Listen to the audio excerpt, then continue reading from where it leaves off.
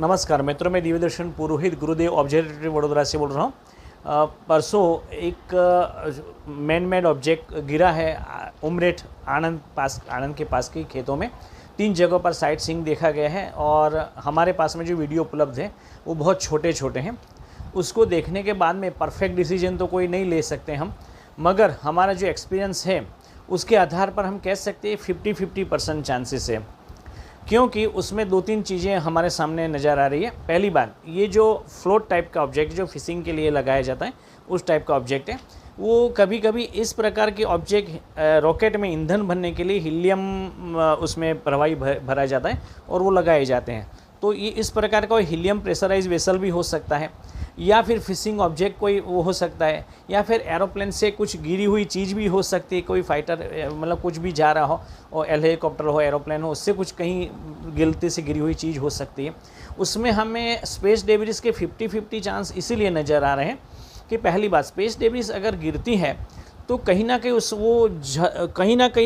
वो जलना चाहिए, मगर जितना मेरे पास में वीडियो और फोटोग्राफ्स उपलब्ध है उसमें कहीं भी जलने का कोई दिख नहीं रहा है। कोई भी पार्ट जला हो, काला हो गया हो, ऐसा दिख नहीं रहा है। हमारे पास में पुराने हीलियम बलून्स के फोटोग्राफ है, हीलियम वेसल्स के, जिसमें ये जले हुए पार्ट्स दिखाई देते हैं, मगर इसमें दिखाई नहीं देता है। दूसरी बात कि लोगों ने एक किसान की मैंने बात सुनी है, उसने आवाज़ सुनी धमाका, मगर वो किसी ने साइड में देखा है, ऐसा कहीं से भी किसी को मालूम नहीं। हमें कुछ भी इन्फॉर्मेशन नहीं मिली है कि आसमान से कुछ गिरती हुई, जैसे महाराष्ट्र में नागपुर में द्वारिका से लेकर के सब लोगों ने देखी, क्योंकि जितनी दूर से वो आती है, जहाँ से उसका री एंट्री पॉइंट होता है, वहाँ से करीबन 300, 400, 500 किलोमीटर तक वो गिरती हुई आती है। स्ट्रेट नहीं गिरती, मगर वो इंक्लिनेशन पर गिरती हुई आती है। तो कहीं ना कहीं किसी ने देखी होनी चाहिए, मगर स्पेस डेब्रिस जलती हुई आ रही है ऐसा किसी ने देखा, ऐसा अभी तक तो हमारे पास में कोई इन्फॉर्मेशन नहीं आई है। तीसरी बात कि जब वो गिरी है तो वहाँ के आसपास में जो घास वगैरह है वो जल जाने चाहिए थे, अगर वो जलती हुई चीज़ गिरी है तो मगर वो कुछ जला हुआ फोटोग्राफ से मालूम नहीं हो रहा है कि कुछ जली हुई चीज़ है और कुछ आसपास में कुछ जला हो, और इतना खड्डा भी नहीं दिखा दे कि ये 10 से 15 किलो की चीज़ हमें लग रही है वर्तमान में ऐसा। तो ये इतना ऊपर से आता है जब वेसल या कोई भी चीज़ मैन मेड चीज़ टकराती है धरती से, तो छोटा सा खड्डा भी पड़ना चाहिए था, मगर ये खड्डा गिरा हुआ कुछ हमें आसार उसके नज़र नहीं आ रहे हैं। और एक अलग और बात कि इसको कैसे जांच की जा सकती है, उसका मेल्टिंग पॉइंट देखना चाहिए। 2-3 चीज़ें देखनी चाहिए। एक तो इसके ऊपर कुछ लिखा हुआ है, जल जाने चाहिए थे अगर वो जलती हुई चीज़ गिरी है तो मगर वो कुछ जला हुआ फोटोग्राफ से मालूम नहीं हो रहा है कि कुछ जली हुई चीज़ है और कुछ आसपास में कुछ जला हो, और इतना खड्डा भी नहीं दिखाई दे कि ये 10 से 15 किलो की चीज़ हमें लग रही है वर्तमान में ऐसा। तो ये इतना ऊपर से आता है जब वेसल या कोई भी चीज़ मैन मेड चीज़ टकराती है धरती से, तो छोटा सा खड्डा भी पड़ना चाहिए था, मगर ये खड्डा गिरा हुआ कुछ हमें आसार उसके नज़र नहीं आ रहे हैं। और एक अलग और बात कि इसको कैसे जांच की जा सकती है, उसका मेल्टिंग पॉइंट देखना चाहिए।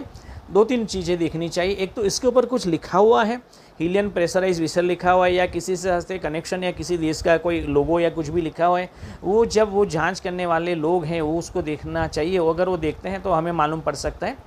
दूसरी बात ये कि ये उसका मेल्टिंग पॉइंट जानना चाहिए, क्योंकि मेल्टिंग पॉइंट 600 डिग्री से भी अगर कम मिलता है तो वो स्पेस डेब्रिस नहीं है। मेल्टिंग पॉइंट अगर ज़्यादा है तभी वो स्पेस में से आने के समय वो इतनी नहीं तो जल जाती है आसमान में पूरी की पूरी, मगर उसका मेल्टिंग पॉइंट देखना चाहिए, उसका मटेरियल क्या है वो देखना चाहिए।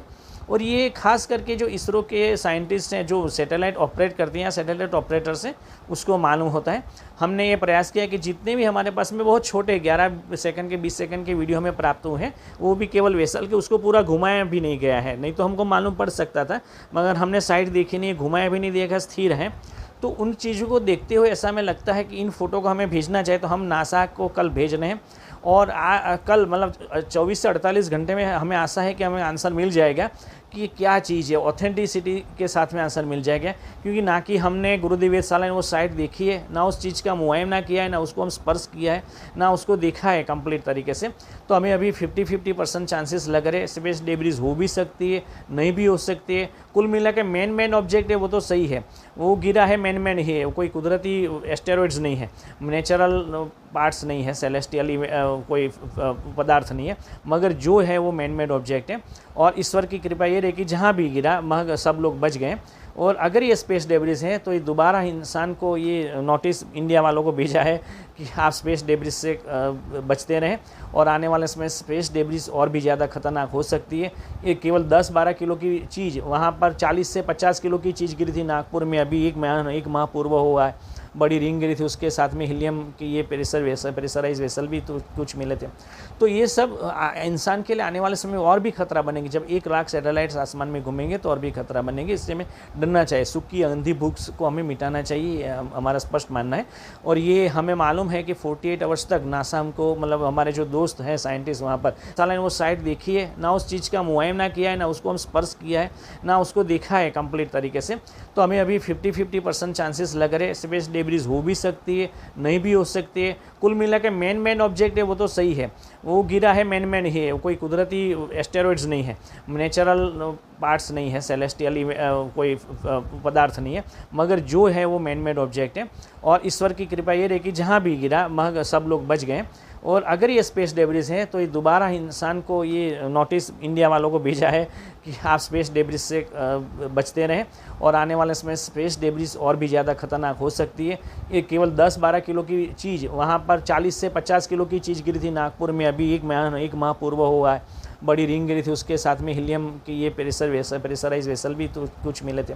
तो ये सब इंसान के लिए आने वाले समय और भी खतरा बनेगी। जब 1 लाख सैटेलाइट्स आसमान में घूमेंगे तो और भी खतरा बनेगी। इससे हमें डरना चाहिए, सूखी अंधी भूख को हमें मिटाना चाहिए, हमारा स्पष्ट मानना है।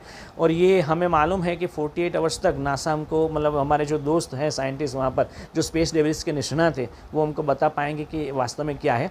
और अगर हमको जांच एजेंसी ये मुआयना करा देती है और हमको रिकॉर्ड मिल जाता है कि क्या क्या उसका मटेरियल क्या है, उसका मेल्टिंग पॉइंट क्या है, उसके ऊपर क्या लिखा हुआ है, तो और उसके आसपास कुछ जली हुई कोई पदार्थ मिला है, कुछ खड्डा हुआ है, ऐसा कोई भी परफेक्ट अगर वीडियो मिल जाता है तो हम उसमें कुछ कह सकते हैं। अभी 50% चांसेस हमें लग रहे हैं। आइए प्रार्थना करें पैंडेमिक की, वॉर की युद्ध की समाप्ति की। सर्वे भवन्तु सुखिनः, सर्वे सन्तु निरामया, everyone be happy and everyone be healthy.